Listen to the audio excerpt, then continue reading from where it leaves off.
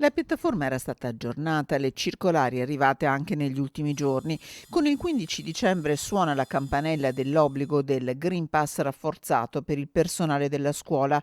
A Padova i dirigenti scolastici erano pronti con alcuni punti di domanda. Ci sono piccole inesattezze ancora, nel senso che io ho per esempio una persona che so che ha avuto il Covid e lì mi risulta rossa, probabilmente c'è, qualche incongruenza ancora, però sa che a Padova c'è stato un attacco hacker, per cui probabilmente qualcosa è saltato dalla parte informatica.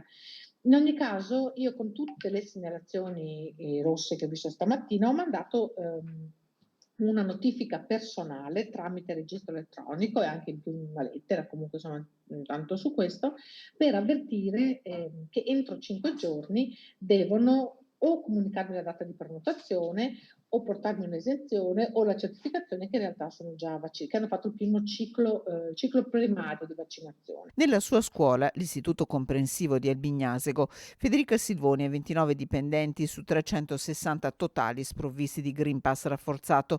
10 erano già fuori servizio, alcuni in mattinata hanno inviato certificato di malattia. A tutto il personale sprovvisto di Green Pass rafforzato è arrivata comunicazione dalla dirigente, così è accaduto in tutte le scuole. Nel Padovano si parla di circa 700 persone. La scuola fa la sua parte, il peso si sente. In questo momento che noi siamo chiamati nuovamente a questo tipo di controllo è un peso. È un peso, per carità, ci rendiamo conto dell'importanza del momento, noi vogliamo collaborare, però lei deve tenere conto che in questo momento in Veneto, non so se l'hai visto la nota ieri della Regione Veneto, noi siamo alle prese seriamente con i casi Covid nella scuola. In caso di docente sospeso scatta la caccia al supplente assunto con clausola risolutoria, ovvero in caso di rientro del titolare di cattedra il licenziamento è immediato.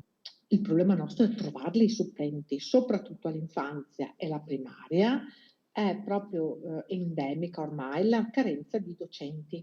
Noi abbiamo nelle graduatorie intendo, noi già i posti, come dire, buoni, importanti, che sono posti fino al 30 di giugno, anche il 31 agosto, li già esauriamo le graduatorie, li diamo già alle famose messe a disposizioni. Le giuro che stiamo andando a cercarli anche a casa.